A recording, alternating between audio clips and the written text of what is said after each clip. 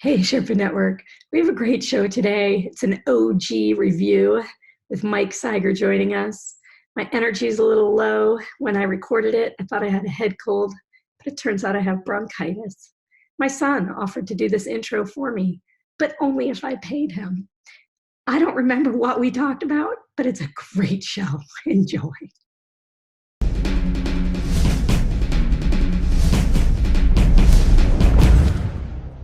Hey, Sherpa Network. I'm Tess Diaz, executive producer of DomainSherpa.com, and we are super excited to have the OGs back in business. Mike Cyger, hello, welcome. Thanks, great to be back. Good to have you. Shane, how are you? I'm good, even better now that Mike's here. Yeah, we all are. And Drew, welcome back from South Africa. How you doing? Great, thank you. Fabulous. Great to catch up with these guys. It's been a while. The pre-recording, I really do think sometimes we should actually record stuff because we did cover all the peanut butters in the world and how giraffes can walk. It's really important stuff. Yeah. Drew, fabulous. I don't know. Our audience didn't respond well when we tried to explain to them how the current financial system works. I don't think they like getting outside of. They don't like it when we get outside of our lane. You don't want to hear about giraffes? No, but peanut butter. I mean, I think peanut butter is more lame, but maybe not. Peanut butter's got legs. Yeah. Oh, Drew, domain names as a service. Your backdrop, fancy. Talk to us for a minute. Well, it also has the Media Options logo on it, but.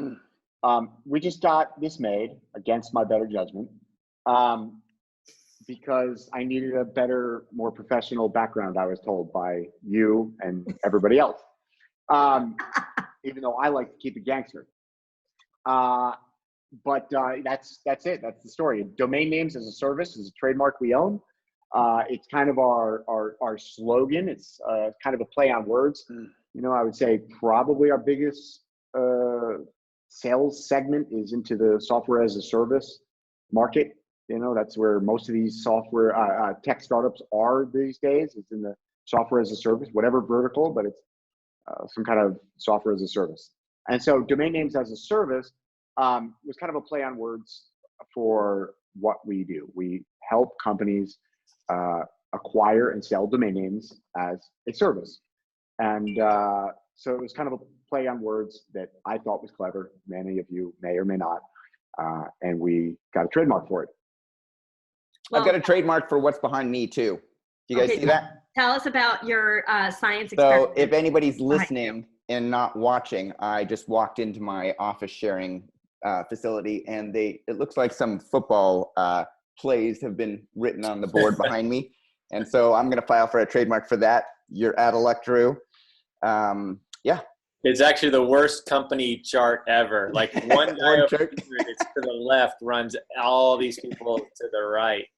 Yeah. So I thought it was like molecular diagram for a new psychedelic drug. That's true. Drew would take it over to psychedelics. Exactly. I thought it was a molecular diagram for studying science. So my 7-year-old daughter is doing flag football and my 16-year-old son is doing regular football.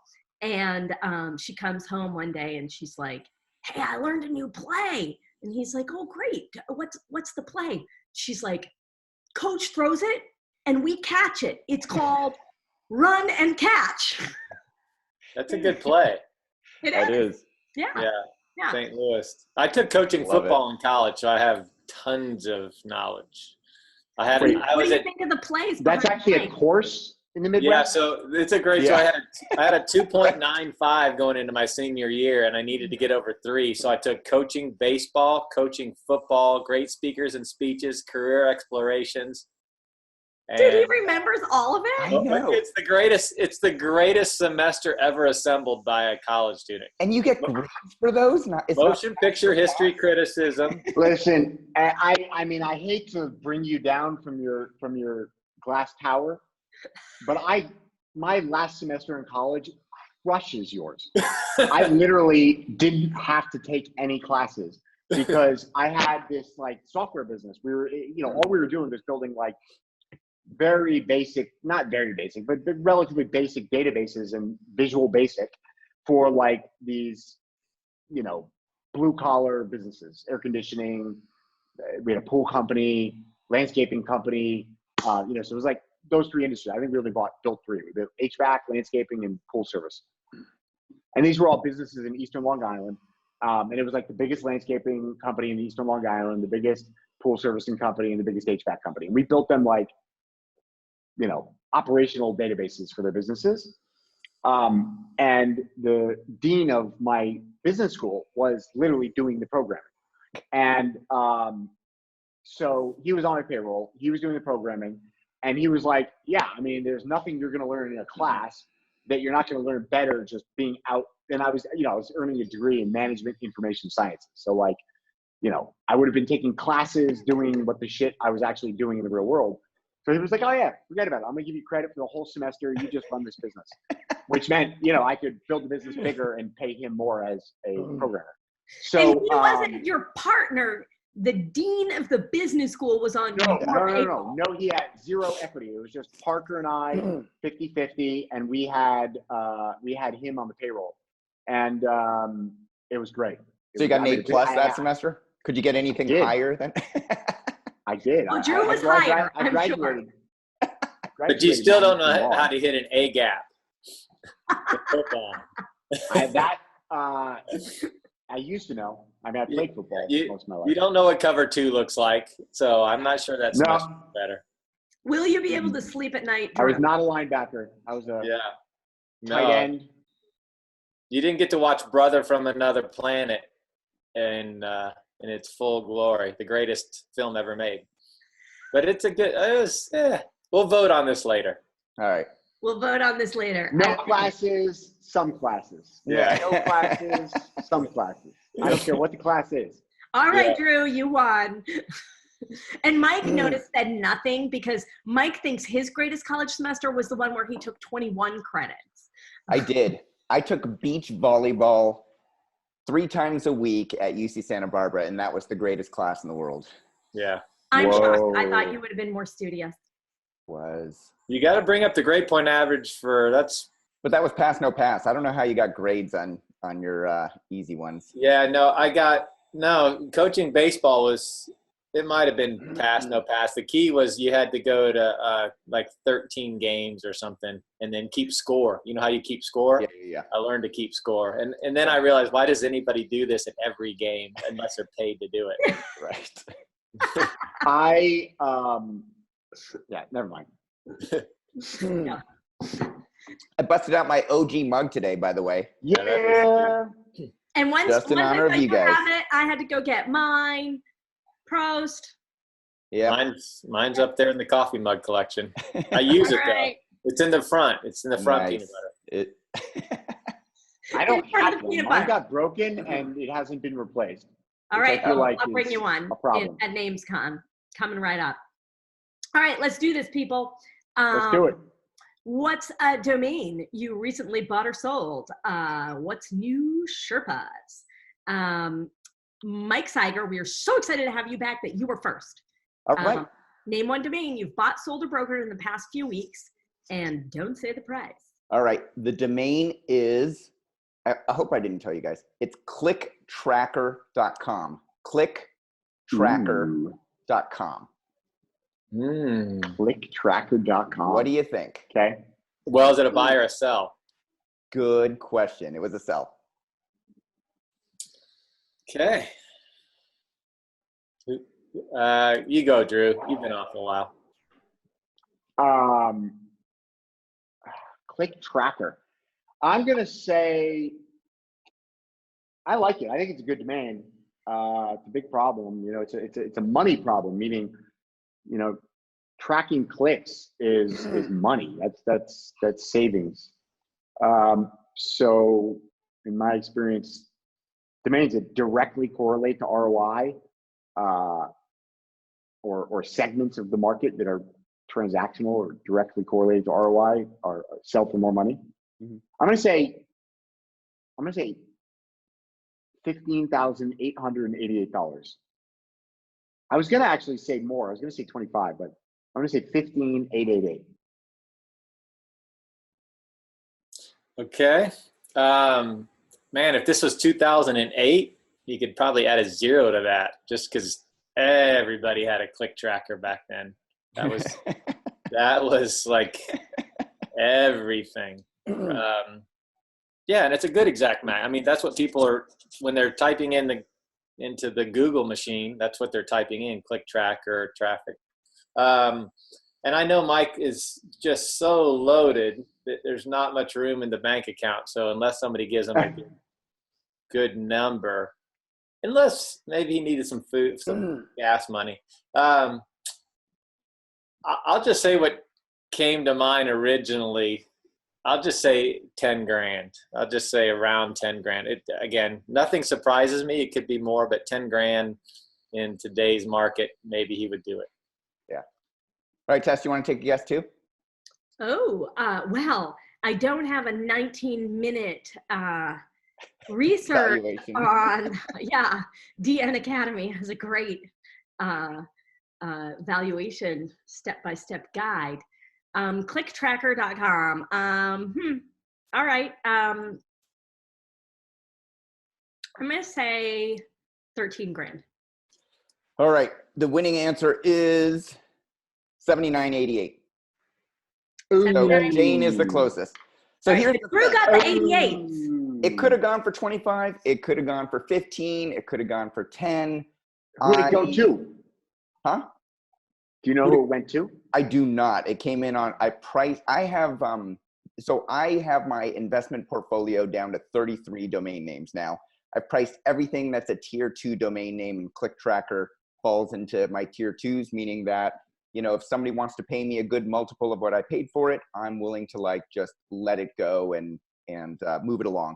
Somebody came in, clicked on GoDaddy or Afternic, I'm not sure which, clicked the buy it now and paid $79.88, and I gave them their 20%, and they cut me a check for $6,500, and it's done. Okay, hang on. Are you saying this is one of the 33 in your portfolio, or this was one of the 34? Now I'm down to 33. Okay. So this was a company called Track Your Stats. Yes, they rebranded. That is upgraded. Yeah. Yep. And so I bought this in November of 2015 for $1,810 on NameJet. It was more than I wanted to spend on this domain name, but a bunch of other investors wanted it as well. At that time, I had some advertisers on iSixSigma.com that were asking me about like tracking statistics for their advertisements. And I said, why don't you have Google Analytics like hooked up so you can just track it all yourself? But, you know, as you guys know, Google Analytics can sometimes be hard to use and understand. And so I'm like, I saw it come up. I'm like, I'm going to buy it. I've got a business case for it. 4 years later, I still haven't developed anything. It doesn't make any sense because there's a ton of click tracking software applications out there in addition to Google Analytics. So I just was going to price it and move it along. I hadn't received a ton of inquiries on the domain name. So I ran the comps, put a fair price on it, and was willing to move it on. You know, I think the sweet spot is anything under $10,000. And, you know, I think I probably put it at $8,000 just to, it's fair, it's high, it's not too high. A company who's making some money would probably spend $8,000. They might spend $15,000, but I just set it at $8,000 to move it along. And so, yeah, that's the story of clicktracker.com. Glad it went So sorry, I ignorantly, I missed one part of the story that to me is key, but you priced it before the inquiry or priced it after the inquiry? So in late last year, I think I priced all of my tier 2 domain names. Just to so get it was set with a buy it now. It was already, it was a buy it now. It was already a buy it now. Yep. Yeah. Okay. Yeah. And it's been, you know, I think those buy it nows, you know, we've talked about this. GoDaddy's talked about this. Price domain names sell well, and domain names that you know have a physical ceiling on, right? Drew, you're saying like best case scenario, maybe it's a $25,000, $30,000 domain name. It's not a $100,000 domain name. No. It's a ceiling on it. And so if you price those domain names that are around $10,000, $15,000, you're going to get more sales. You know, I think a lot of people are afraid to price their domain names because what if the perfect company comes in, or what if the well, you hear all these come to great me.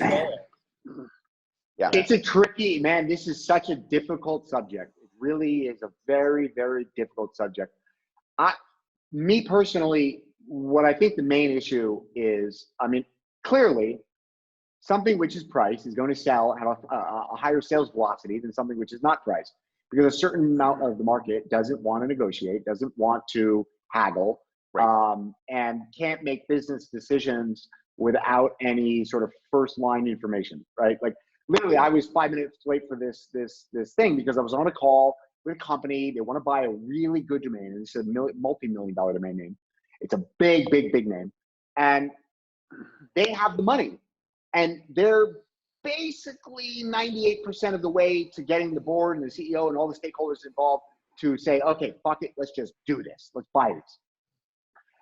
And the biggest issue is that we don't have a buy it now price from the domain owner. Now, if the domain owner literally had a $4 million buy it now price on this domain, the conversation with the board, with the stakeholders would have already happened. Here's the price, it's $4 million. Let's create the business case we need to justify buying this for $4 million or whatever the offer is that we're willing to make. Because there's no price, they don't know if this is $500,000, $5 million, $50 million. They have nowhere to start from. And that void of information Right. creates inefficiencies, and you lose deals because of that. This deal could get lost only because these people don't have enough information to make a proper business decision now. And I know from personal experience with this particular domain and the domain owner that we will not get a buy it now price without making at least a $1 million offer, showing serious good faith. And so if they're not willing to commit to making $1 million offer, even though I've told them I 100% guarantee you they will not sell this for $1 million, it will be more than that. But they still haven't wrapped their minds around just putting out $1 million offer up front. But Drew, or even a $500,000. You are a great salesman. Why can't you just get on the phone with the seller and say, give me a hard price that I can go back to these guys, and if you meet it, you will own this domain name? I probably will. I mean, ultimately, that's probably what's going to happen. But Yeah. like, I'm trying to look at this, more generally speaking, like, every day, anybody, like, let's say that there is no broker involved. Let's say that I'm not involved. I have no knowledge, no prior knowledge of the domain, no prior experience with the domain owner. I'm just coming in to buy the domain. I'm faced with that lack of information. I can't make proper business decisions. And sometimes I can't even take the first step to go there. Yeah, there's too much ambiguity and people don't want to deal with it. Yeah. Yeah. So I think that lack of a valuation method is really the underlying issue across the board. I am not willing to put buy it now prices on most of our names because I simply don't believe that the market is the price. It works both ways. So if you don't have enough information, then sometimes people can't take the first step, even if they're a qualified buyer. Right. If you put some, if I think my whatever domain, let's say Pegasus.com, I think Pegasus.com is like a $2.5 to $5 million domain. If I put $4,999,000 as a buy it now price on Pegasus.com, I will probably never sell that domain because even a qualified buyer is just going to come in the door, and it's like this immediate punching in the face. It's like you come in the door, somebody punches you in the face. You don't stop and say, well, why did that happen? You run out the fucking door. So like you come in the door and say, oh, Pegasus.com. Most people aren't educated. Most people don't know what a domain should be worth. And so it's like they were just coming in for a first look, and they go, oh my God, 4.999 million. Let's just move on and find another domain. Now, there's exceptions to the rule, and that's where the Rick Shorts type sales happen. But at volume, at more generally speaking, for the average strong domain portfolio owner, having the buy it now price can also hurt you. So it's very difficult to slice. It's very difficult to say, well, so basically on the names you're talking about, on those under 10 grand, I think that buy it now is the way to go. Yes. You're going to lose some, you're going to leave money on the table, but look, sales velocity is going to be so much higher that and doesn't matter. Right. And some people just want to negotiate everything. And that's fine. If you want to do that, go for it. Nobody's going to say that you're going to do that wrong. It's your portfolio. You can manage it any way you want. I don't want to have to negotiate on these tier 2 domain names. I ran the comps. Crypto Tracker was 13,000. Startup Tracker was 6,000. Click Watch was 4,000. Click Leads was 2,350. Like the comps are saying, it's a under $10,000 domain name. Absolutely. I'm totally fine to blow it out at a price. Maybe somebody got a deal. Maybe somebody paid a little bit more. It's a fair price. Good for them. Totally. I hope they succeed. Absolutely. Yeah. 100%. 100%. Yeah. And But I agree with you. to differentiate if you have a different, like Mike, what you're saying is that for you and your time, you choose your tier 2 domains to be just ready to go. But your tier 1 domains, you approach that with a different strategy. And that's really important. Yeah, then I fully agree with Drew. Like, I just picked up pyramid.com. That thing doesn't have a price on it. You're going to have to make an inquiry on that. Wait, what did you pick up? Pyramid.com. Pyramid.com. Like almost as good as Pegasus.com. Yeah. Yeah. Pyramid is it's a great domain. Great domain. Yeah. Why isn't that on the show? Why wasn't that what you? It is on the show now. I just mentioned it. Yeah, you want to guess how much I paid for it? Yes. I won't tell. It's I do. A lot. All right, who's up next? That was the awkward silence of not gonna happen. All right, okay. Shane, you're up next. What's going on? Okay. I bought Keto. What? But listen. It's got 3 E's. It's got 2 E's. KEETO.com. I saw that on your list the other day. Yeah. Didn't I? I saw that on your list the other day too. Yeah. I bought my list. I've tried to buy Keto.com for 2 different customers have hired us to buy Keto.com. Well, no, they can. Yeah. They can buy the proper sound spelling. Then they can get 1 letter for free. Yeah, exactly. That's awesome. I didn't track that one. I knew neither one of you did. So yeah. Keto. All right, I'll go first. Keto, 2 E's. So KEETO.com. You purchased off of GoDaddy, I'm going to assume. And you just bought it. If it were Keto and it was 4 letters. No, I was going to say, do your sheet, not your name. So if it were 4 letters and it's this massive diet and it probably would have sold for, it probably would have sold for, I don't know, 50. How much were you offering for Keto? How much, Mike? If it were, how much would KETO? KETO at a GoDaddy auction. Productive for our audience. Yes. This is very productive for our audience. At a GoDaddy auction, Keto. How much that go for? So it's big enough that it would have attracted probably end users to the auction because it's that big. There's still tons of people on keto diet. So it probably would have gone in GoDaddy auction close to 6 figures. Maybe a little under, maybe a little over. What do you think? Me, I over 6 figures. Yeah, I'd say 6 figures. But it's not going for 200. I think maybe 150. I think it goes from 150 to 250 in auction on GoDaddy. In auction. Yeah. In auction. And I don't think we've ever seen an auction go that high at GoDaddy. Yeah, but it's also not the hottest diet in the world. I don't know. It's not the highest diet anymore. I don't know if it'd go for 250. I think right around 100. But here's the deal. I only say that because of this. I've had 2 customers who have hired us to go out and acquire it, and both of them were willing to pay over $500,000. One of them totally significantly more, but not an auction. No. But a name like that expires. It's so hot. It's going to make news. They're going to make promotions. People are going to find out. If you're in that business, you're going to just find. If they didn't promote it and it only went to auction, it would sell for probably high 5 figures, 80,000, 100,000. In my opinion, I think. If it's sold low 6, in maybe, auction, somewhere in domain there. investors no end users, domain investors only. It sells for $100,000, 100 to 125 grand. Okay, so most of our audience is not going to be buying KETO.com, but I like I would pay $100,000 To I wouldn't pay more than 100, but I would pay Keto. 100 grand. Yeah. But then I sort of think about like, okay, so that sets the upper bound for keto. Now we've got a brandable.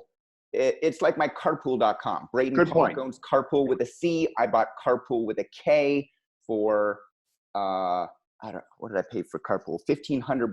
Carpool with a K, and I sold that for $6,500 in 4 months. So I think this is a similar thing. Massive industry. You bought the brandable. A lot of companies are going to want it. It's just one flag, one minor imperfection. Like you say, it's keto.com with 2 E's, and people get it. It's like saying keto.io or keto.ai. And so I would think that it's probably going to sell for somewhere between keto, probably around $5,000. Yeah, I'll go with Shane spent. Did you buy it by yourself or did you go in with somebody? Solo. Cheater. I'm going to go with $4,000 Shane spent. Okay, Drew, before you start, Mike, I need to know. You said a 4-letter word and it is not getting bleeped now that Drew owns this show. It was an extra O. It was a brandable. It's an extra O. Is this your first unbleeped moment on DomainSherpa? It might be. It might be. I think my kids have heard me say shit before. So, yeah. Now they've heard it twice. I know. They listen to the show. Good luck. I'm not going to drop an F-bomb like Drew, though. I don't think I've might not graduate. You did the show. I've been making conscious what? You did in the show. Oh, okay. Not that conscious. I've been making conscious efforts to try and not. I had this call with this journalist, and I was just swearing because I was like on a tirade and not in a negative way. I was excited. I was telling her about this. She just had this completely wrong observation about the domain industry. And I went on this tirade of excitement, explaining to her why it's never been a better time in the domain industry. Yeah. And I was just swearing. She was just like, at some point she was like, could we dial back? And I was like, I am so sorry. I was like, I mean no offense by it. It's really difficult for me to just not swear.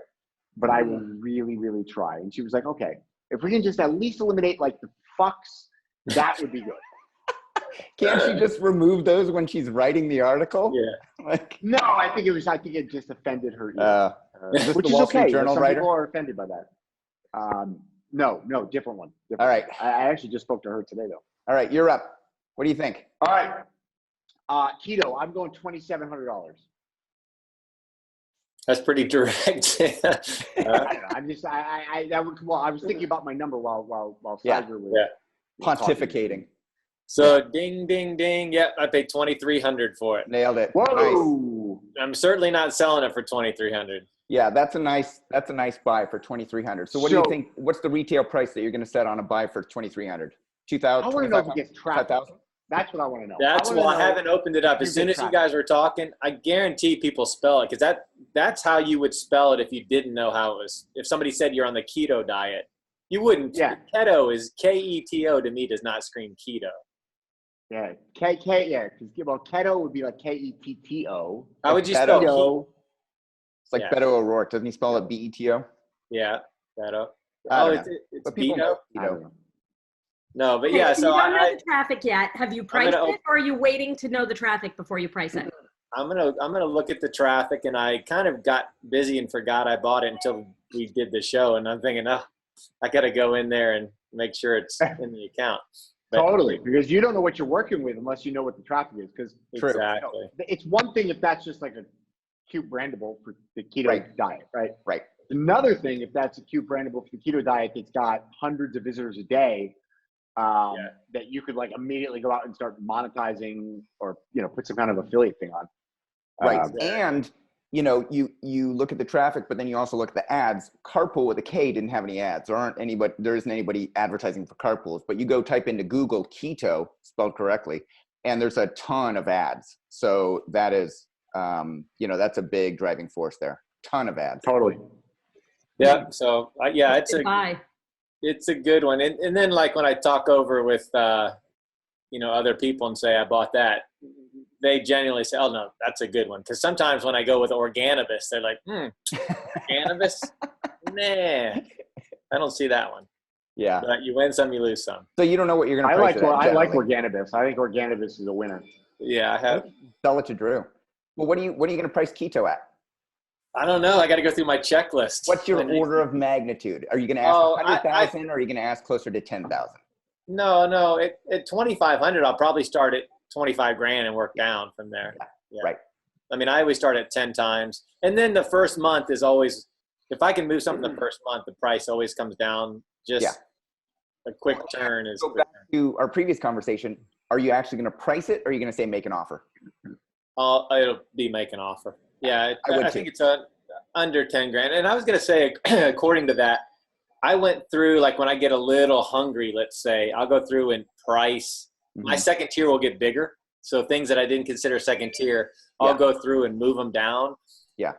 And definitely things will sell to the point where I think, I'm not sure. But, 2 or 3 names will go during that month of Shane's lowering prices. And then I immediately go back up and kick them back up, hoping that things will, like, then I'll get some names that sell for good prices. And the truth is, they hardly ever sell at the prices that I got them at now. But as soon as I lower them a little bit, things start hitting.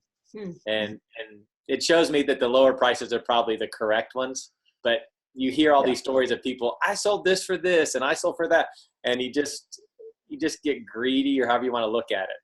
Well, and the funny thing is, like, just pricing makes a difference. Like, I sold SEO certification, I think, earlier this year, SEOcertification.com. And I never had it priced for the past 7 years that I've owned it. And I've had people inquiring about it. I've had this one guy ping me probably once every year and a half. Finally, I just put a price on it that I thought was fair for it based on, I've sold a ton of SEO names.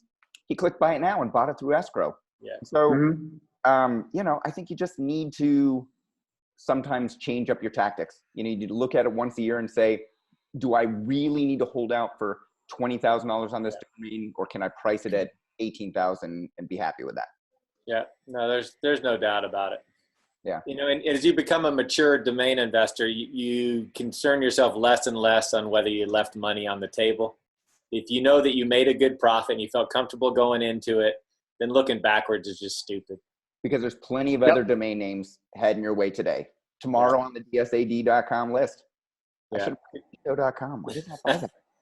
I just, because of this particular name, I think, Rich Schwartz actually made a good point a few months ago on Twitter. And it was about when you buy a domain, when you first get a domain, you got to get to know the domain. And it's like, there's the, whatever the domain is, and it might imply something, or, might be a brandable, whatever. And so you've got some initial impression, which is why you bought it in the first place. But I think, the inherent value of a domain is ultimately in traffic and its ability to drive traffic. And all of the metrics that we talk about to emphasize why a domain is valuable. There are varying importance and priority to different types of businesses. But it all comes down to, decreasing cost of customer acquisition, decreasing the cost of getting somebody on your website for whatever reason. And so I think, I think that his point was simply, this isn't game changing, but it was like, first thing you do when you get a domain is you park it. And, whether you park it or you put a for sale landing page, but it's important that you put something up where you're tracking, click tracker, where you're tracking the traffic, where you can see, where is this traffic coming from? How much traffic am I getting? How long are people staying on the site? Are they, if it's something that isn't going to infringe on someone's trademark, and you can put a park page and see what people click on, that's even more insightful, right? But getting to know what the traffic is, where it's from, what they're looking for is super, super, super important to understanding the value of your domain. You really don't have a good, if you haven't analyzed the traffic of your domain, if you haven't analyzed the email that's potentially coming in on a catch-all email address, if you haven't looked at those two things, you really don't know what your domain is worth. You really don't. And some of these things are sleepers. And I'll put some meat on that. I picked up pyramid.com not too long ago. And the first thing I did was I put it on a landing page so I can measure the traffic from Google. and then I set up improvmx.com. I have a how-to on DN Academy blog, so you can get all of the emails that are coming in. It's a catch-all email. So Super useful tool, by the way. Yep. I told Tess about it, and I'm using it all the time, and I got it from your It's a great email. And so you know what's really good, because now I can see. I reached out to those guys. They're amazing. They are amazing. It's great technology. But I could go on to ZFBot and I can type in pyramid and I can look at all the domain names that have pyramid in it, but it's different. It takes it to an entirely different level. Like you're saying, Drew, when you see customer service inquiries coming in saying, I need to return my dresses. I'm like, oh, I didn't know there was a pyramid company, and my drone doesn't work anymore. And, you know, my kid needs to get into college now. And so like, what are these companies they're trying to email that they think are pyramid.com? And I can go and search on the keyword plus pyramid and find out who's got business. So it's, and then of course, try and get them their emails because they're missing customer service. But yeah, that's, you know, putting meat, it's one thing to say it, but then when you actually see it, like if you hook up, you know, catch-all email address, Shane, for Keto, I bet you're going to find people that are typing in Keto instead of Keto.io or whatever plans are running right now. And that makes it that then you know how much more important the domain name is to certain companies. Yeah, no, I agree. Totally agree. 100%. It's going to be very interesting. I feel like the next time you're on, you're going to be talking about selling that. Hopefully. I hope so. Right. At least something. Yeah. The inbound email is literally, it is one of the single best lead generation tools on earth. Like, you want to know who should own your domain? Look at who's sending email. Yeah. Forget about it. Kidding me? I was buying domains on Safari. Yeah. I was like observing zebras and, you know, rhinos, and I was like, you're like, hold on, kids. I need to get my last bid in on this. Does anyone detail. own rhino.com? Yeah. Anna, use your camera. I need my phone. Yeah. All right. What's the domain, Drew? Supercharge.com. Ooh. With a D at the end or no? No D. Call to action. Supercharge. Better. Buy or sell? Buy. Supercharge. I have a question. Is that one word or two? One word, I think. Yeah, I don't know if it's in the dictionary, but like super, like it's in. I think in communication, it's like one word. Supercharge your life. Yeah. That's a good domain. Yeah. All right, Shane, you want to go first? Yeah, I'll go first. And I think the new gas stations are all going to be charge stations here eventually. So I think it is, by the way, it is in the dictionary, Mike. You made me just question it. I was like, because I'm thinking to myself, it's a oneword.com. And then I'm like, wait a minute. Yeah. Is he right? This isn't even a word. Yeah, the supercharge stations for Tesla are like awesome. I think that's what they're called. Dude, what kind of nuclear engineer are you? Like, hello, the definition of supercharge is in theoretical physics. A supercharge is a generator of supersymmetry transformations. It is an example of the general notion of a charge in physics. Physics is for people that can't get jobs. Nuclear engineers actually have jobs and run stuff. We don't deal in that theoretical stuff. I already know what's going in like the intro. Drew's supercharge. Nuclear engineer. Yeah. Nothing says technical like the word super. Yeah. Supercharge. So, all right. What did Drew pay for it? So he bought it. So that's the key to this whole thing. Supercharge. Yeah. And we're not allowed to ask how he bought it. So no. That changes we'll everything. Find out. Right. Well, he bought it on Safari. You got that going for you. I did buy it on Safari. That's actually a true. No, actually, that's not true. I bought it while on holiday, but I wasn't on Safari. You can tell he's moved to Europe now because he calls it on holiday. Yeah, exactly. It was kind of Rhode Island when he was on the East Coast. It was kind of vacation, maybe holiday. No, I knew it was over when I called him and he said something about his handy instead of his cell phone. Dude, your Long Island friends would. You don't say handy in the States. You get thrown out of the massage parlor for that. Hashtag speaking from experience. Yeah. My last handy was no good. I had to let him go. All right. I will say, man, that is a nice name. I will That's a good say name. 22,000, just because I think it has a huge future, and that's a wholesale name. Maybe somebody needs some cash. 22 grand. Yeah, I don't, here's the thing. I don't know if a broker came to him and brought him the deal. It just depends how he bought To it. pay more, or some schmuck like, hey, I just need some quick cash, and Drew picked it up for like, what'd you say, 30K? What'd you say? I said 20. What'd I say? 22.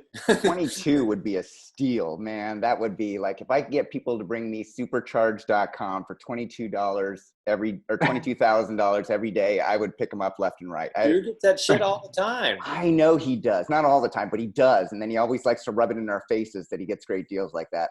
I think it's probably like a $300,000 to $700,000 domain name retail. He's probably going to ask that much. So I think that, and sometimes he pays a lot. So I'm going to take the upper. Like you went, he got a heck of a deal. I think a broker came to him and he paid a good wholesale, because he'll pay for domains. So I'm going to say $70,000. That's high. You see it and buy that? All right. Let me just double check. Okay. Yeah. What'd you pay? $30,000. Yeah, on the nose. That's a good deal. that is a good deal. That's a good deal. What's going to be your retail range? And it on came to me through a broker. It was actually in a relatively small broker, but I don't even know if he has really an active newsletter, but he does like one domain at a time, and it's always these sort of mid, tier names, but they're usually at good prices. And he sent out an email. I don't know, I have no idea how many people get that email. Get it. But I've bought maybe 3 or 4 names from him, and I usually negotiate. In this case, it was listed at 30 grand. I was I was traveling, and I wasn't gonna risk going back and forth. So I just said, I'll take it 30 grand, and that's it. Put it in escrow, paid for it, done. Yeah. Probably I could have got it for 25. I would, rather own it 25, but I think it's a steal at 30 grand.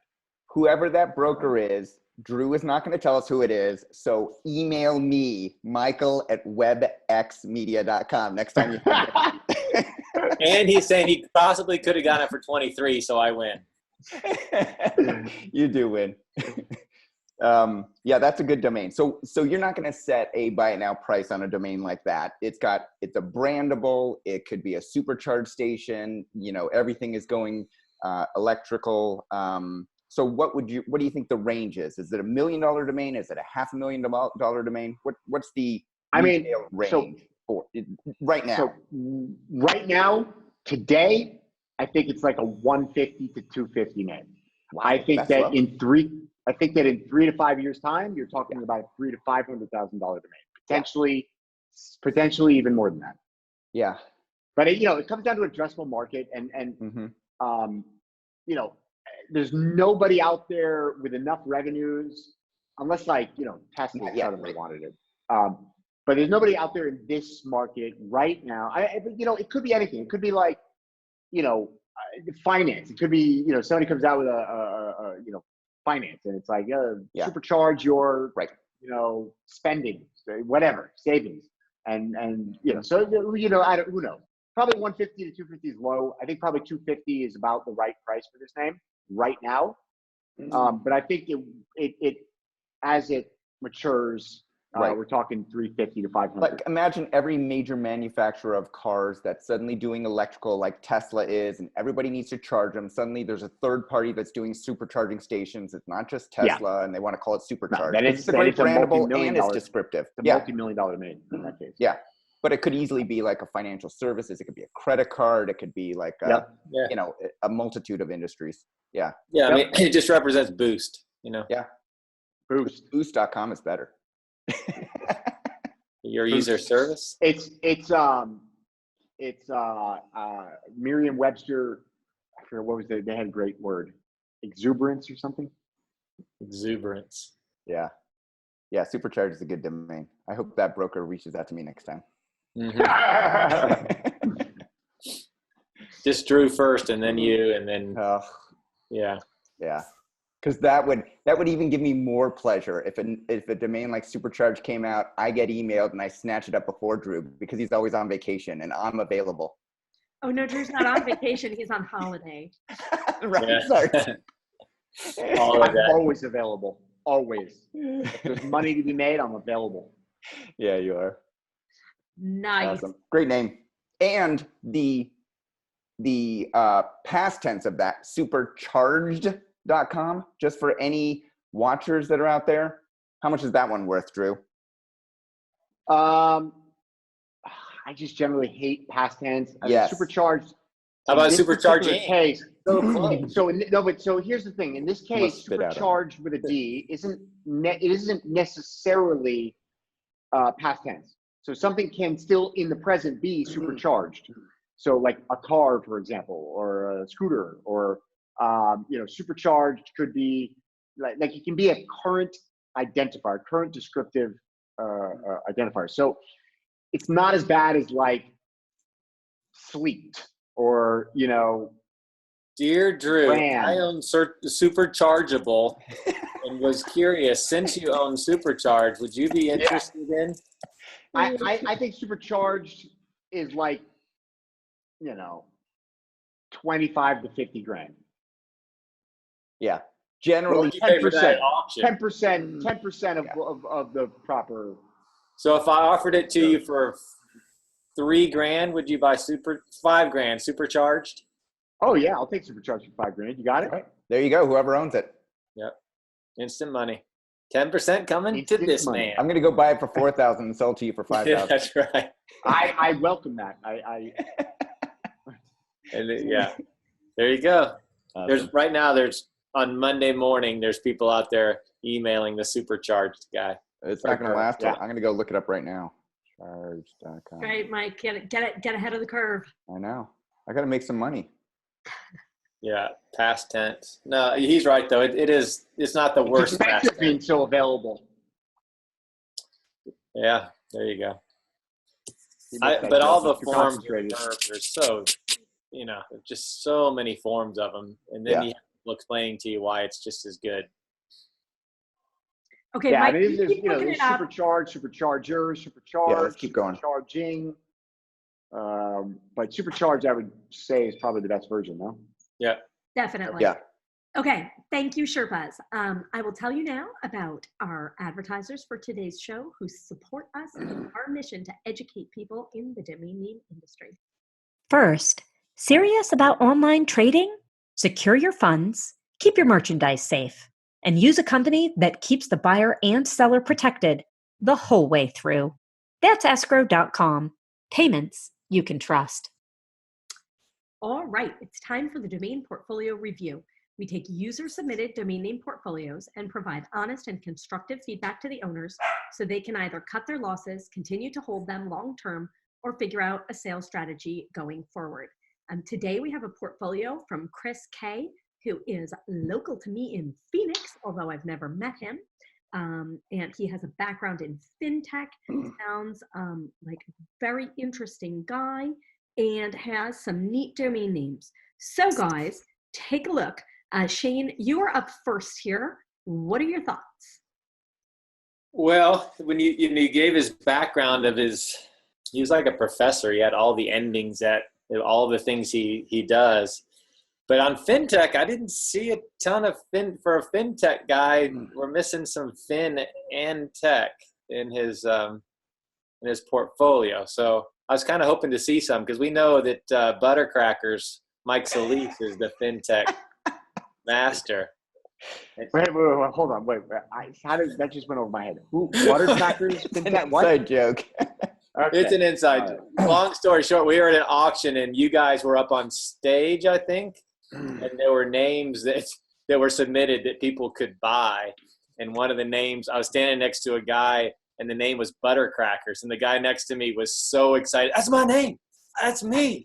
That's my name. And it turned out to be Mike Solis, and I've been calling him Buttercrackers ever since.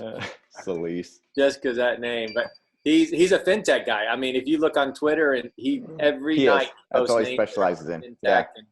and he got way ahead of crypto and fintech, and he's done very, very well with it. He's not as open as he should, but he really knows the industry well. He goes to fintech conferences. And, everybody has a conference, but they're legit ones. So, but I don't see him here. The names are not where I'd want to be in my portfolio. They're a little long and a little specific. Like your click name was great, Click Tracker, but Click to Sports, that's call to action if you want to be nice about it, and it tells you what it's about to do. But I just don't see how that would be a value to a company. And again, that's where we get to is if I was a company, would I buy this name to help me be better as a company, save money, get more traffic, define what I am? And I don't see a lot of them. There are some brands. Vitamin Mate could be a brand that you would use. Tips on Sleeping is a build out that perhaps that, people have sleep trouble. There's no doubt about it. But when you have to say build out is what's going to make the value of this name, you've just shown that it's not that valuable without the data behind it. Indoor I mean, there's some crazy ass. I mean, indoor shutters, is that a thing? I mean, do people want to protect themselves the second time from the hurricane by? And it's a .net. I mean, that's not even a good hand rag. So I'm trying to be nice. Michael said that I should be a lot nicer. That you can't, it's better. Something about sugar, getting something, and I didn't buy any of it. I wasn't listening to what he said, so I'm still going to do what I. That goes against my philosophy, which is the stick is way more effective than the carrot. Yeah, I just don't like it. So I think that for someone that speaks, he says he speaks at conferences and does all this. I hope that the rest of his portfolio gives him a better ability to make money. I don't see this. I see this being a buy it now listed on Afternic for a under $1,000 or $1,500 on most of these names. Now, I will say the health plan market, now that I look at it, is not a bad name at all. I mean, the health market or health plan market is a big market. I don't know what they would do with it, and it's certainly not going to be the market, the Obamacare market, but it might give you a little bit more information. There's some good CPCs in the health plan. So I'm going to leave it at that. Let somebody else be nice. I think he could do a little better. I bet Josh could take these names and spin 50 names. It would sell quicker than most of these names. That's my thing. I'm done. All right. Yeah.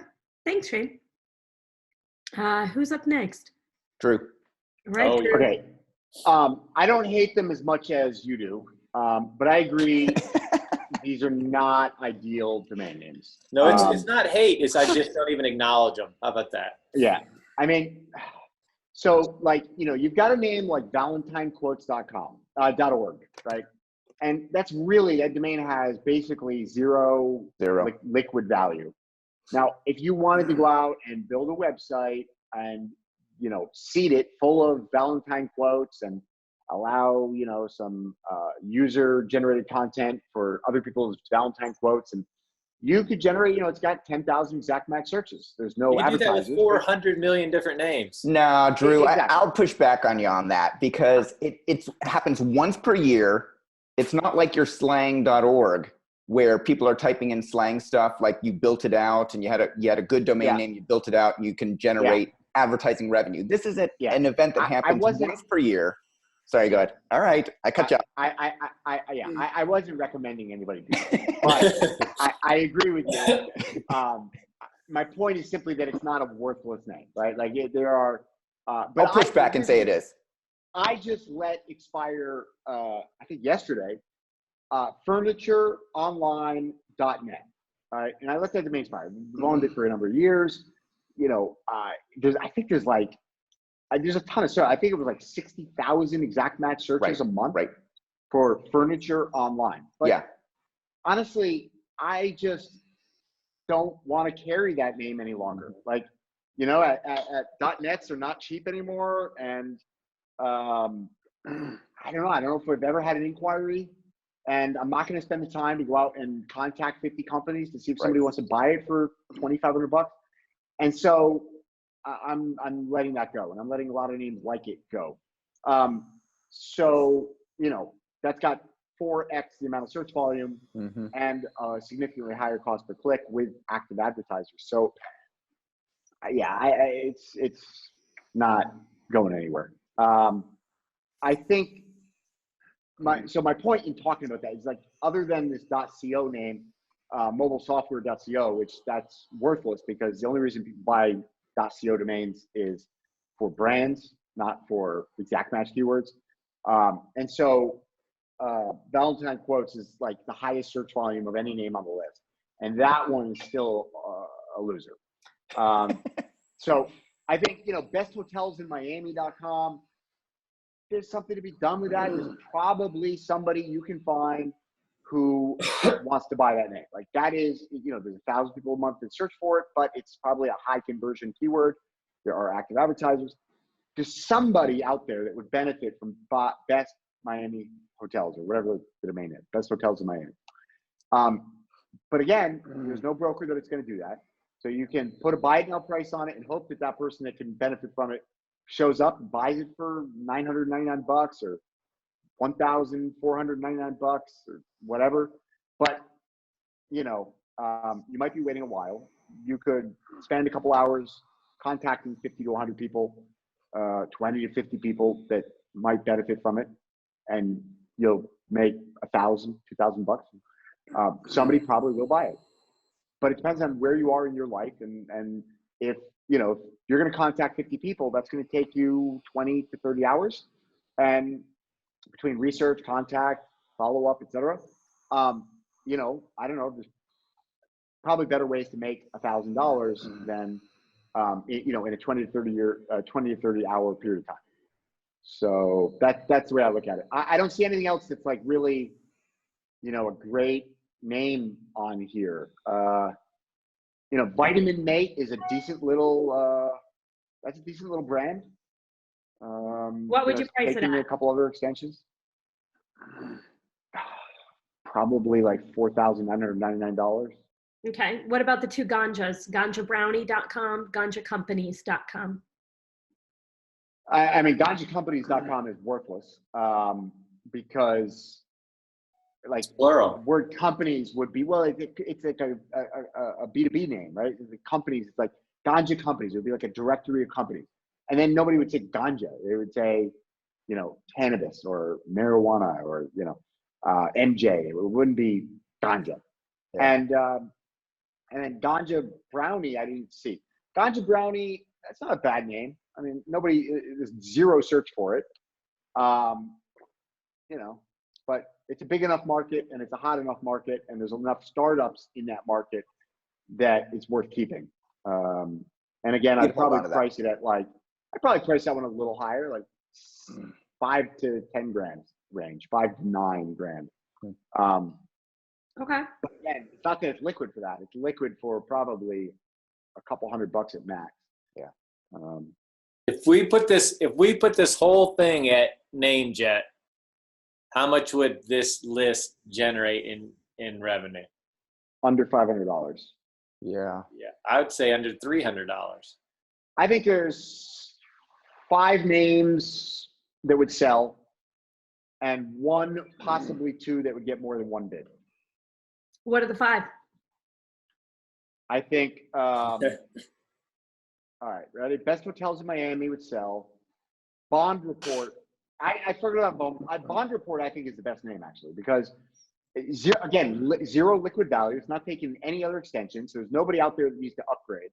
But first of all, we're headed into bonds are going to be the tipping point that'll cause the next financial crisis. And so, you know, bonds are going to be a big topic. Bonds are one of the biggest segments of the investment world. And Bond Report, just like Stock Report or Domain Report or, you know, any investment report, Bond report. I don't know how else you would say it. There's no search volume. Again, there's no search volume, but certainly there are people reading reports about bonds, and that's a decent little brand for somebody who does the research analysis and puts out those reports. So I think bondreport.com, for the right entity, like if Charles Schwab decides they're going to start issuing a bond report and wants to buy a bond report, they'll pay you 15 grand for that name, 25 grand for that name. That's a $10,000 to $25,000 domain. When the stars align, when somebody decides they're going to launch something called Bond Report, and they have, they're like a serious company, that this will be a product or a service that they're going to launch. It probably will not be a company name. It will, I think it's the only name that has actually some like real, it can get it to 5 figures potential. Doesn't have a lot going for it though. Not taking any other extension, no search volume, no advertisers, not much going for it, but it's one of those names that just could be a sleeper. So anyway, so we got 5 names: Best Hotels in Miami, Bond Report, Tips on Sleeping, Ganja Brownie. What was the other one I liked? Maybe My IRA Plan, but probably not. Tax-free status, Vitamin Mate. Okay. Yeah, there's my 5. There's Okay. my 5. Thanks. All right, Mike. All right, I'm gonna. What do you see that's different? I'm gonna tell Chris the domains that I would hold, the domains I would drop, and like if I were him, what strategy I would use. Now, this is based on a very small portion of his portfolio. These are all looking at these, so take what we say with a grain of salt. And we don't know everything. Like I looked at Bond Report, and I thought I would drop it because like is James Bond going to come out with a report? Nobody's issuing any reports about bonds. I don't think that there's any report to be. I'm sure my grandfather reads the bond report. But I don't think okay. So what? Of course there's reports about bonds. How else? Go search for a report and send me one about bonds right now. Healthplanmarket.com I would keep. I think the keyword phrase is health plan finder or health plan marketplace. There's one comp health plan guide sold for $3,000 just in 2016. So I think it's got some legs, but depending on what happens in the US, where I think this is the big market for that, we could go to Medicare for all, and then nobody needs a health plan market at all. So, I would set a price on it. I would price it between $2,500 and $10,000, and I would try and sell it rather than waiting for people to come to you and make an offer and negotiate. It's not a $100,000 domain name. Just set a price that you think is fair. Hope that somebody like hits the buy it now button. Did you just send me a report? Boom! I just increased my. Well, no, I didn't increase. I think I'm maintaining the same $10,000 to $25,000 valuation. However, I am increasing my expected sales velocity in this domain. I think if you were to approach this company, bondview.com, who has a bondview.com report card for every bond, giving it a rating, like a who's that company? Yeah, Consumer Reports or something. No, Moody's. Morningstar. Oh, Morningstar. Moody's. Yeah, Moody's. Well, Moody's is the bond. Yeah. So, I think, I think Moody's or BondView. I think one of these companies pays you 10 to 25 grand for this name. Yeah. All right. I like it. You got to win, Chris. And there's a great point that you need to do research on your own domains. And maybe Chris knew this already. I typed in Bond Report into Google. I didn't see any reports. I saw I can look up stuff really fast and free on Yahoo and other sites. And so, I'd probably hold on it. So I like that one. I like myiraplan.com. Well, I think it's okay. I think it's a marketing name. I think it's like a $2,500 buy it now. Again, somebody has the budget. They click on it. They're going to use it as a marketing name for the Schwab IRA or whatever. And I like mobilesoftware.co because it's a defensive registration. If you go into LinkedIn and you type in mobile software and you search companies, there is actually a mobilesoftware.com. There's a mobile software in Germany using a .de. There's a few others. You know, there are a bunch that I would drop on this list. That is not one I would drop. I would price it. It's a defensive registration for another company. Let them come to you and make it easy for them to buy. I'm going to give you one caveat on that. Yeah. Because .cos are really expensive for renewals. You know, you're talking about $18, I think, on the low end, up to $40. I would do that for a 12-month period of time. Like, I would maybe eat one more renewal. I put a buy it now. I put a buy it now and eat one more renewal. And if it doesn't sell, you let it go. Yeah. Yeah.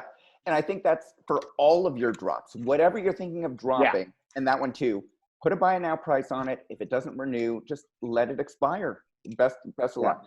I do not like the best hotels in Germany, the best hotels in Miami.com for the same reason that I don't like the ValentineQuotes.org. I think it's just too niche, and Google has changed, and now they're prioritizing these like Expedia and Booking.com, and you know, it's just too easy for them to rank high, and you're not going to rank high, and it's a lot of work. I don't know anybody that's developing those niche websites anymore, and so I don't want to hold those domain names, so I'm getting rid of those. Yeah.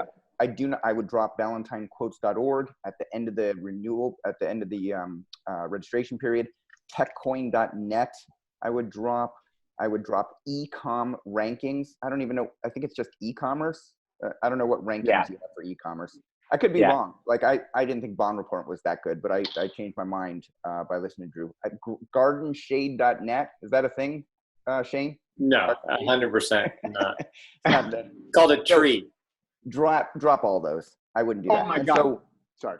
Yeah. Shane, I have a plant. I want to talk plants. We're gonna talk plants before the show's over. All right. And so my strategy for you, Chris, is all your domains seem to be parked, or at least the ones that I typed in. I think parking is hella confusing for regular people. If somebody wants to buy my IRA, well, if it's my IRA plan, it's going to be a company that probably wants to buy it. But if it's like, I don't know, estatetexpro.com. Let's say there is some estate tax pro out there that wants to buy it, and they hit a random parked page. They're going to get confused. They don't know how to contact you. Just get a landing page up for these. You know if they're making any money. If they're not making their own reg fee per year, just put it on a for sale landing page. Make it easy for people to contact you. Set a buy it now price if they're not great domain names, which, you know, many of these are under $10,000. So I think you should set a buy it now price. Drop the ones at the end of the year, save that money, put them into something better.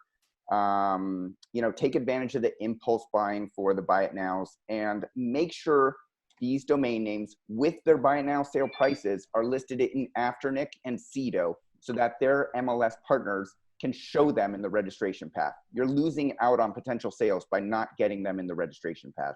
And the ones that I checked weren't in there. So that's what you need to do to be more successful with these types of domain names.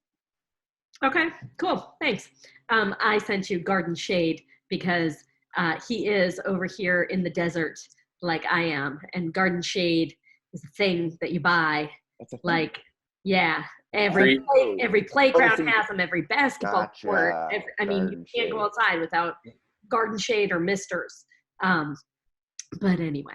That's like a seller's rack on Chris's list. I didn't know what a seller's rack was until I typed it into Google, but I don't think that anybody that manufactures racks that retailers use to display stuff call them seller's rack or things to go to sellersrack.com in order to buy them. Exactly. In order to buy racks for his nurseries. Yeah, we just call them racks. Or garden racks. Yeah. Our racks. Where do you get your racks from? You know, I actually buy them at auction. Just waiting. Yeah, I have tons. I have some of the nicest racks in the business. Yeah, you do. Wow. Oh, guys. Thank you so much, Chris, for sending over your portfolio and for your donation to Fred Hutch Cancer Research. That is really important, and I hope that you appreciate their thoughts on your domains. Before we jump into domains going to auction soon, let's hear from our advertisers who support us in this educational mission.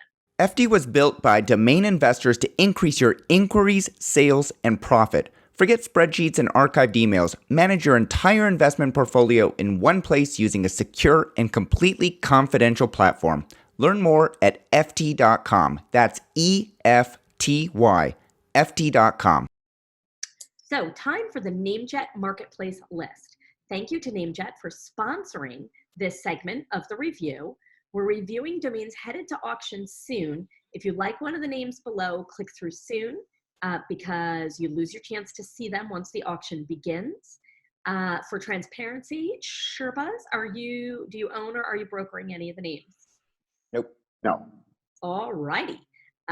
Let's get down to business. Drew, you're up first here. What do you like? All right. Let's see. So I will say, just starting off, that like I think it was yesterday. Yesterday was Monday. I got the newsletter from NameJet, their featured newsletter, and I think it was legitimately the best list of domains I've maybe ever seen from them. Like just the number of great names where I'm like, whoa, wow, I want to bid on that. I want to bid on that. And it was like 40% of the names in the list. I was like, I would love to own those names. So anyways, but this list is also good. There's nothing on here I'm like over the top about. But most of the names are good. I think VIPs.com is obviously the best domain. There's a bunch of different use cases for that. But VIPs.com, it's a six-figure name, no matter how you slice it. I think the plural makes it a little tricky, probably doesn't sell as easily or as quickly as one might expect with a brand like that. But I do think that there's, I sort of have this overall hypothesis that anywhere that you want to be in the luxury market, you want to be targeting the VIPs, you want to be targeting the 1%, because until we fix this system that we've got, it will continue to increase the amount of wealth in the top and decrease the amount of wealth at the bottom. And so you want to be targeting luxury products. So the luxury market, even if the world goes to hell in a handbasket, the luxury market is still going to do well. And so I like that market. I like VIPs. I like things that promote the high end. So yeah, I like that name. I think, I don't know if I'm going to bid for it or not, but I'd probably pay 10 to 15 grand for it and feel pretty good. I think I'd get uncomfortable above that number, but might go to 20, 25 on the best day.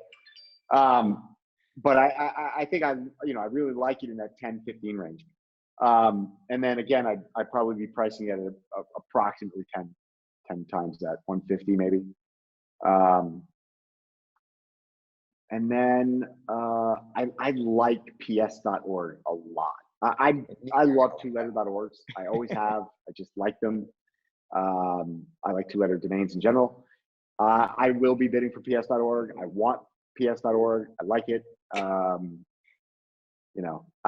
market seems to be around 10 grand. I picked up two of them in the NamesCon auction, I think. And I think I paid one of them. I paid like 5 grand. So, this one's obviously good, although I don't know exactly, even though PS is like something everybody knows, I don't know what you do with it. But I like it. I think, I'll certainly pay up to 10 grand for it. We'll see what happens.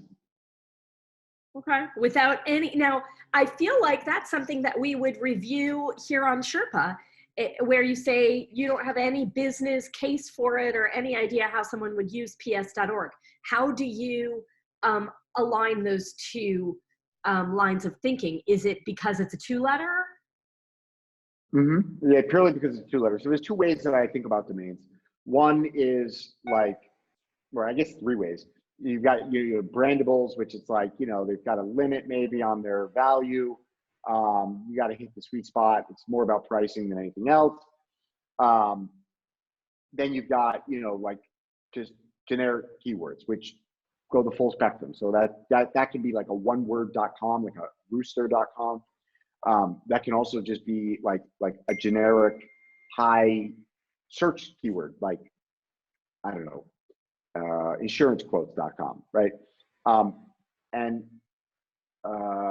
And then you've got, so in those cases, it's like, I'm not going to buy a brandable or a keyword domain unless I see a commercial channel for it, like a commercial outlet, a commercial use case, and a, you know, a thriving business that thriving business or vertical or industry or niche that I think has the money and probably some desire to own this name.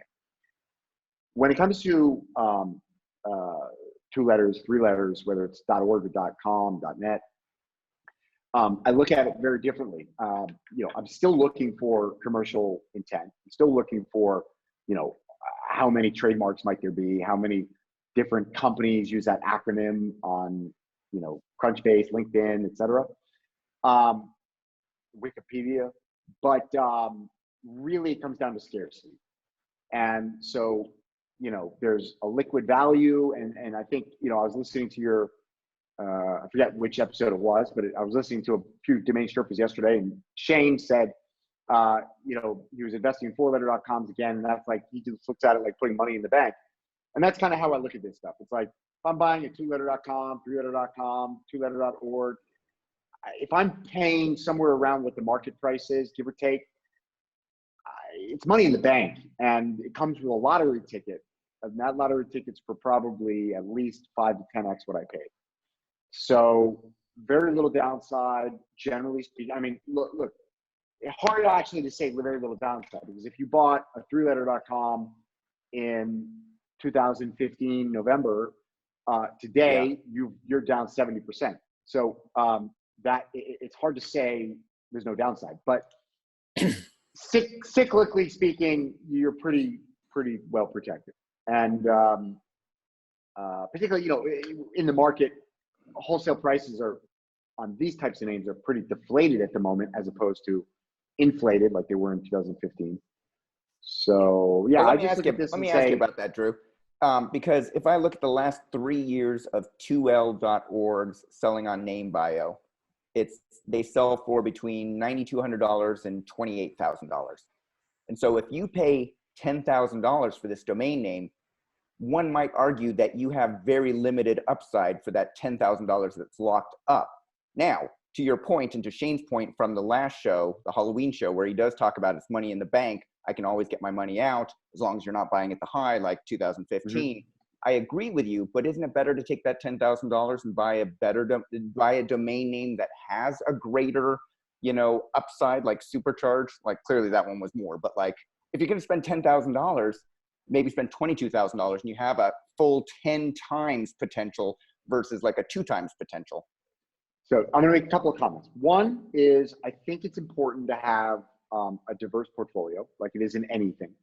And I think that because, you know, not that I've been in this business, you know, forever, but I've been in it long enough to watch several different cycles, right? And like when I came in, exact match domains were everything, right? And then exact match domains became nothing. And then when I started, you could buy on NamePros, you could buy the name I vowed never to say. You could buy a 2letter.com for $40,000 to $80,000. Yeah. Regularly they were being sold there for 40 to 80 grand, and even 30 grand maybe. Yeah. You could buy, you know, nobody cared. You could buy a 3letter.com for $750 to $1,500. You could buy totally. So the name of the game is diversification. You don't know what's going to go. Right. Yeah, exactly. And this shit changes. They flux. Right. They shift. Exact match domains are making a huge comeback. Nobody agrees with me, but let me fucking tell you, exact match domains, good ones, really good ones, are making a comeback. And you know, and so diversification. I agree. Fall off a cliff. So you want to own a little bit of everything, and things go out of favor, but then they come back. Right. Company, you know, it changes, and so I think if you are really invested in domains and you are committed to, you know, you're going to be investing in domains for a period of time going forward, then you want to own, you know, things that maybe they're not the most popular thing today, but they will be 5 or 10 years. from now, or they could be. And, you know, when you're buying a domain like a ps.org, which I don't know when it was registered exactly, but it has to have been like in 92 to 95, somewhere in that period of time. Its original registration was for sure that time. And, you know, I don't know, the demand's been there for 30 years. Like it's just not going anywhere. And like, I don't mind tying up that money. And yes, I'm willing to sacrifice some upside because I'm limiting my downside. So, you know, the risk premium gets associated there. I like having liquid assets. I like being able to, like Shane said the other day, once in a while, you know, cash flow is tight. We've made a lot of acquisitions. There's something really hot I want. I can take ps.org. I might lose 20%, definitely not more than that. And I can just go shovel that off to somebody in 24 hours. And like, I like having these, you know, when everybody used to use that chips, the word chips, I liked it because of the physical connotation. I like the thought of like the poker chips. It was like stacking chips. I used to buy up the 4letter.coms, 3letter.coms. It was just like stacking chips because I knew that if I needed cash, I could just take a chip and throw it on the table and boom, I got cash. You know, it's like just, that's what these chips were all about. Yeah. For me, right? And so that's why. You're absolutely right. I can take $10,000 and invest it into a name that will generate a much higher return. That comes with more risk, potentially more risk. It comes with potentially, if we're looking at $10,000 domains, we're looking at what can I buy for 10 grand, right? Most things are going to be more risky than that. Although, like, I just saw a 3letter.com sell for 10 grand the other day. Like, you could buy, I mean, you know, if you could buy a 3letter.com, I don't care what the letters are, for 10 grand, you might lose money in the short term if the market goes down to 8 grand, but it ain't going lower than that. Right? Yeah. I haven't seen 3letter.coms under 10 grand in 10 years. And here's the thing I think that's super important is consistency, like the stock market. You know, I've been buying 4 letters for 10 years. I buy them when they're low. I buy them when they're high. So for all the times that I lost during the Chinese craze, 2 years ago, I bought at a good price, and now I'm buying at a good price. If you just look at individual times, you can judge them. But like the stock market, the most money I've ever made was when the stock market crashed, if you want to look at it that way. Because I kept putting in the same amount of money I always put into the market, and I was getting it super cheap. So you could, you know. Warren Buffett made 80% of all of his money in, like, I think it was like 4 or 5 investments. And all of them corresponded to, you know, absolute financial disaster in the markets. So staying consistent with it, you know, I say store of value because there consistently I have a chance to sell them for a lot more, but I don't have a great chance of losing as long as I keep doing it. So even if I paid $3,000, some of them that were worth $3,000, I paid $100. And then some of the ones I would have had to pay $1,000 or $3,000 for a couple of years ago, I'm now getting for $800. And I'm sticking with my plan of what names I buy, C's at the end, you know. And when it's all said and done, I'm 100% confident that my types of name that I purchased will be worth a lot more, not at a certain point in time, but at the end of when I'm ready. And that confidence is built on your experience and on the thoughts of other industry experts who you've, you know, bounced things off of. Because sometimes, you know, I talk to people who are 100% confident of their domains too, but they don't have the experience and other people's buy-in as well. Confidence there's a lot of different forms of confidence and how you get it. Some are better than others. But when it comes to this, it's not sexy. You're not going to sell one for hundreds of thousands of dollars. But if I don't have anything else to buy and I don't want to put it in the bank, I mean, to me, I know I can get a better return. And then you say, well, what if you miss out on other opportunities? I make sure I have money in the bank so I don't miss out on opportunities. I don't spend it all. I just keep doing what we're doing. No shame, you in that dirty hat. Plenty sexy right there. Yeah. I don't know what happened to your usual visor, but that is the dirtiest hat you've ever. No. I could go. I can go 15 feet around the corner. I And got plenty dirty. I got plenty. This one doesn't smell. I got some that are dirty and smell. Dude, the dude's a gardener. You know. Yeah, I'm dirty. Somebody called me Mike Rowe the other day. They're like, "Hey, dude, you ever know you think you look like Mike Rowe?" And I'm like, "Mike? Oh, dirty jobs guy? Yeah, I got it. Get it." No, You you do don't look look like like Mike him. Rowe. You look like the guy who's married to JoJo on that HGTV show. Oh yeah. That's who you look What? like. What is that I guy's wish name? I was married to her. Joanna, she's a nice looking woman. She's Joanna Gaines and Chip Gaines. What's the show? Chip Gaines. Yeah, I don't know. Cass, I Like think you got to edit that part out where Shane says, I wish I was married to her. Yeah. Yeah, I think my wife does. I think my wife would be married to her too. She loves it. Shiplap. Yeah. Nice. All right. Okay. Who's next? Drew, you were first and It's me. really got into it there. Mike. All right. All right. So I like two of them. I like ps.org. Part of what we trying to do here on the NameJet list is find domains that we think new investors would like. And I think that everything that Drew said about ps.org was right on the money, but I think it's going to sell for a lot of money at NameJet. And I don't think that newer investors are willing to spend that much, nor do I think that they should put that much of a limited budget into a twoletter.org. So I agree with everything that Drew said. I like it. I think it's one of the three best on the list. Like VIPs.com. It's going to sell for 5 figures. And I wouldn't recommend it for a newer investor, but I could see Drew snapping that up, and I could see him like a month later saying, you know what, I just sold for $150,000.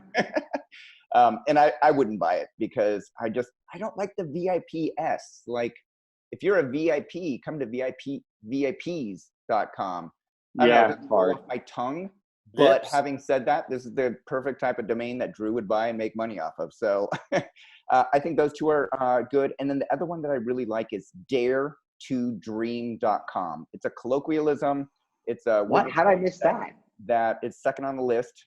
These are the types of domains that Mike Birkins would sell day in and day out. He got in on them early. Oh my God. If you go look at comps, careyourway.com sold for $25,000. Key2success.com sold for $18,000. Buymybook.com sold for $10,000. These are the phrases that people use and they'll buy. And so I think it's a solid domain. Dare to Dream. It's at $79 right now. I went and put my bid in like as soon as possible. It's gonna sell for, I don't know, a few $1,000. And I don't know if I want to lock up a few $1,000 on it. But I like that name a lot. It's a great one. Things that I don't like are, I don't like mosques.net. I'm not sure what I would use that for. I don't like shoptools.com. Like if I were to buy a domain, I'd buy a domain like Shane has. What is it? Toolbox. Like it's a brand, not like a keyword domain. Tool chest. I own tool chest and then a couple tools in the chest. You are, yeah. And then I don't like nameservers.com. I think this is the kind of domain that would sell and that an investor's going to sit on like $1,000, $1,800 for years. It's like DNS hosting. It's just too niche for somebody to actually make use of. I was going to say I didn't like cyberhost.com, but if it were Cyger host, I might like it. Just joking. That's funny. That's what I thought of too. Actually, and then when I did research it, there are a bunch of companies named Cyber this or that, like Cyber Experts or Cyber Games or Cyber Attorney was even sold recently. So I sort of like that one more that I looked at it. But in general, like I haven't been buying anything at NameJet. I feel like the names are too expensive at the wholesale price for me to buy recently. So, that's where I am. Dare to Dream, ps.org. And then, I don't think I would take any of the other ones. Maybe certificata.com, but I don't specialize in Spanish domain names. But I think that one could be good for that market. Okay. All right. Thanks, Mike. Shane, what are your thoughts? No, we're all on the exact same page. VIPs is good, but I'm right there. It's not something, the S just And again, the fact that it's camel case with just one V makes it look like Vips. And you think, what's Vips? And so that tells you a little bit of something on what people were thinking of the name. The person that typed out the list may not have seen VIPs when they saw it. But ps.org, when I first came in to domain investing, those were the only 2 letters that I could afford. So I bought like ab.org, and that was my big expenditures. And there's always a 10, 20% easy flip back in the day on the boards for those kind of names. But now that you're in the $10,000 range, it's not for everybody. But like Michael Jordan said, don't criticize me for spending $1 million on a golf game, because that's the same as you spending 20, So for Drew to come in and buy that for 10 grand, percentage wise, it's just a part of his portfolio. Yeah. But for a guy that has 15,000 in his portfolio, it's probably not the best way to spend it. Yeah. I like the name payment plans. I look at it and I think, wow, I don't know what you do with it. I just have no idea how you would establish that. It's just such a keyword focused domain name, and it has no exact match search. Basically, the singular has 1,600 per month, and I was a bit, I worked at GE Capital and Citigroup, and so financial names appeal to me, and so this appealed to me, and there's no advertising. There's a company called Partial.ly that does payment plans as a service for other companies, but I just don't know if the market is big enough for a keyword domain name.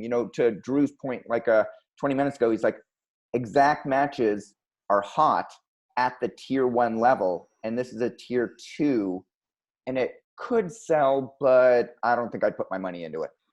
Yeah, you get so many people that say, this industry is huge. These are exactly the words. I said, yeah, but nobody's going to build on that. I get it. Yeah. I understand that this is a big market, but that doesn't make it a great name. Yeah. And that's why I used to get on people with the VR, VR this, VR that. And I go, name the company that has VR in their name, and then I'll get excited. There's not one. Except we have to go back and look. There was an episode where we talked about all these 4-letter VR names. Yeah. And I think it was with like Ali Zandi, and I was totally shitting on him because he bought like AI VR or VR AI, and I was like, you're just taking it's like a Campbell's, it's like a alphabet soup of like buzz acronyms. Yeah. How does VR make the AI part more valuable? Does the AI make VR AI? What the hell is that? And then the name sold like a couple of months ago. It sold for like $75,000 or something. So it sold for a lot of money. I don't remember. I'm sure it's on Name Bio because it was a public sale. Yeah. And I was like, I saw that sale and I was like, oh man. Yeah, no, we learn. We're always learning things that we don't know about certain niches. We're learning. You go, no way. So when people ask me, what do you think of the value? And it's not in my wheelhouse, I tell them what it is. And like, you don't know that this and that. And I'm like, I don't know every single industry in the world. And I don't know. Which is why I hesitate when people like Chris K submit their portfolio, because we don't know everything. Like I look at Bond Report and I'm like, I don't see any advertising. I don't see any search volume. I don't think it's a great domain name. But then Drew's like, I see it. So that's why you sort of need different perspectives on this. But also, like if people send in a brandable portfolio, this is all, I could look at it and say, this is all worthless. And they could get a 2% sell-through rate. And if they have enough domain names, now they're making money and they're making $20,000, $30,000 a year off this portfolio, because it's like word soup sometimes. And people like that. Yeah. At least in my perspective, I just don't get brandables at all. I'll buy Keto with an extra E. But, other brandables like on Brand Bucket, I'm like, where are they even coming up with these words? No, it's you're just making up words. People must be losing so much money in Brand Bucket fees. Like most of the names on there are just garbage, and people are paying them to list the names. I just can't imagine, like, one thing to go out and buy these terrible names, but then to like double down. It's like, oh. Well, I don't think paying that much to get them listed on Brandbuck, and Brandbuck has taken Okay, 100%. it doesn't matter what it is, but they're paying something. Yeah, it's $1. $1 to have a name. Oh, really? Oh, it's review. only Yeah. $1 now? It's Or it used it's to be nothing. more? They're not making money. It's off it. $1 and 3 weeks of your life. So what is that? That's just because that gets you, that gets them That's a how long it That takes gets you for a something to review. get back to you. Yeah. Okay, got it. Yeah. By the way, Cluck has not been approved. What? It's been 3 weeks. That's No, they crazy. didn't say Yeah. no. They just, it's like a girlfriend from high school. I just got ghosted. Yeah, we're doing a whole. I've got a new teaching assistant on DNA Academy that I'm going to give a shout out to that has been improving our brandable, improving the information we have about the marketplaces and how to get them submitted. And we did that show last week. You can get onto squadhelp.com and submit brandables for free and make money. They'll register them if they get accepted. So Aline's doing a phenomenal job on stuff like that. And I get on there and I'm like, I just don't understand these. And thank God you came to work with me, Aline, because she makes money and there are people making money with brandables. And that's like, I think it's the best place. If you are creative oriented, that is the best place to make money today. Yeah, Travis sold, and I can't remember, but I think is 6 of them in 1 month last month. Just fantastic month. Yeah. And, why 1 month versus another, I don't know. But he made enough that month to pay for all his names and to prove his business model correct. And Josh is the same way. So if you just look at me and you say, is it successful? I go, my 2 partners are killing it, but that's a small window. I think they're smarter than your average person. Yeah. I really do. People say that's a bold statement. I do.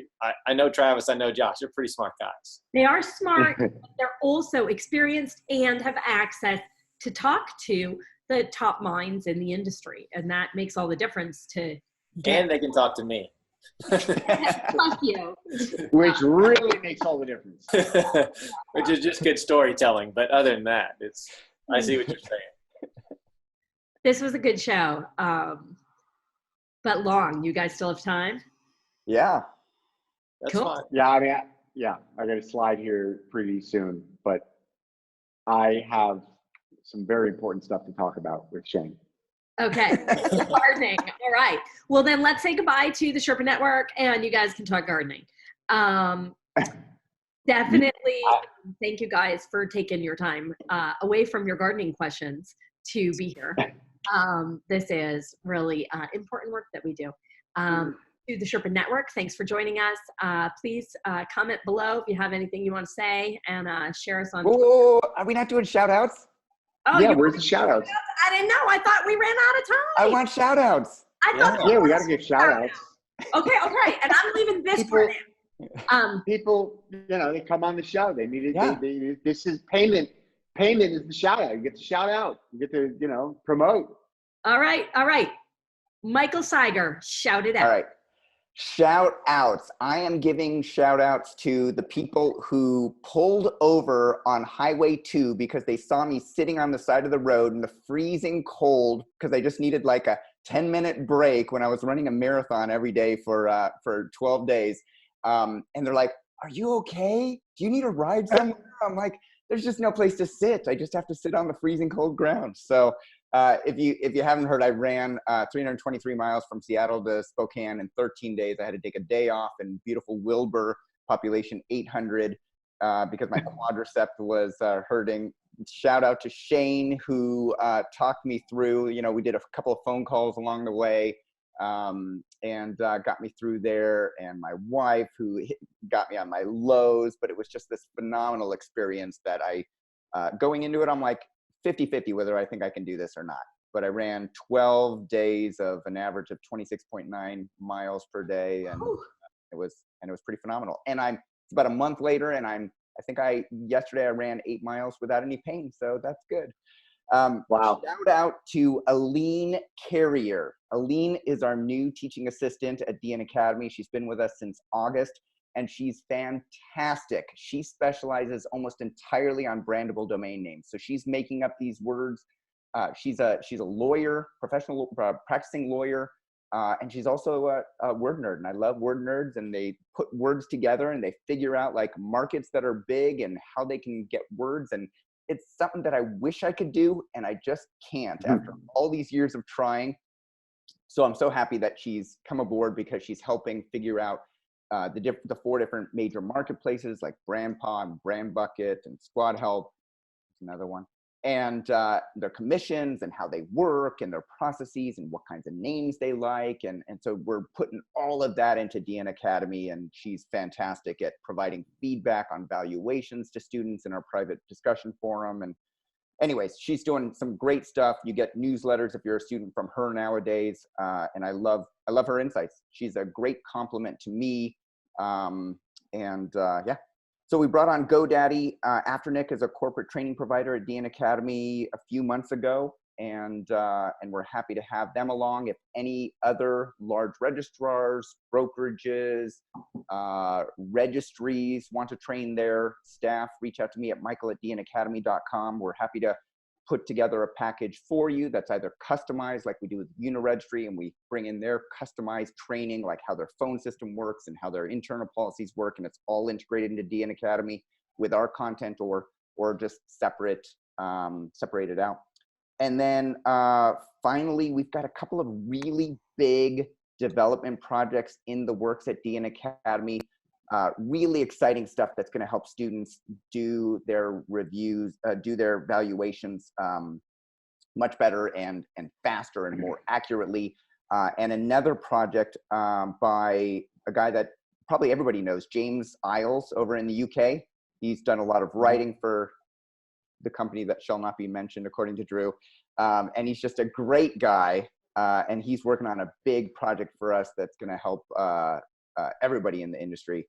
And so shout out to James for being a part of DN Academy and helping with that. So that should probably launch in the next month or so. James is doing some writing for us as well. Oh, is he? He's a sharp guy, good guy, nice guy. He is a good guy. Yep. He's a really good guy. And he's doing some case studies for us. That's great. It's great writer. Cool. Nice. So that's all I got. That's it? Thanks for having me. Thanks for coming back, man. Always good to have you. And so early in the morning, Mike broke his time zone expectation. I know. I do have a policy. I don't like to interact with people before noon, but no, he always tells me to call him later. Yeah, I skipped swimming for you guys. That's how much I love you guys. Wow. Thanks. I think. All right, Shane, shout out. Well, as usual, thanks everybody for coming every morning to reading my ramblings every morning about everything but domains when I start off my daily list. You know, shout out to NamesCon. I've been really tough on them the last couple of weeks. Just, you know, that's a beauty of not really having to worry about anything. I can state my opinions and say what I think needs or doesn't need to be done in the industry. And I've been pretty hard on them, what I expect. You know, we're coming to, you know, I just spent $2,500 to come to Austin to see my friends. And I'm really looking forward to it. NamesCon has always been good, but I think it's really important to also to give us a reason to go there besides you three. I mean, I absolutely look forward to going to the conference for, I would pay $2,000 to just come have dinner with you again. I mean, that's how much I enjoy talking with my friends. But I'm really hoping they put some things together, and I get to listen to some people that are smarter than us that can teach us things that we don't know. I love you guys. I love Braden, but maybe somebody I haven't seen before, and I can learn some things. So I'm hoping everybody goes to NamesCon. I hope we all you know, voice our opinion, what we'd like to see, give them some good ideas, you know, help them become better. So that's what I'd like to say. And I'm really looking forward to it. I'm going. Yeah. I'm going to defend NamesCon for 1 second, or I'm not going to defend NamesCon necessarily. I'm going to just say that I've been having some super in-depth conversations with them, with the whole team, and on a couple of very, very specific topics, and they've totally embraced the ideas that I've given them, and they're running with it. And I think if they pull off what we've discussed, if they move ahead and they implement the things that we've talked about, I think that this will be actually I don't want to set expectations too high, but this potentially could be one of the most impactful domain conferences in a very long time, if not ever. They're going to set out to, it's not my job to say what they're going to do, but what I understand is that they're going to set out with some very specific objectives that will be tangible, that will be measurable, and it will be collaborative. And there's going to be some hopefully there's going to be some very, very important and interesting results that will come out of this conference if they manage it. And it's not an easy task, but and I hate to be so vague but it's just not my business. You're it's so not my cryptic, place to. Drew. Well, it's not my place to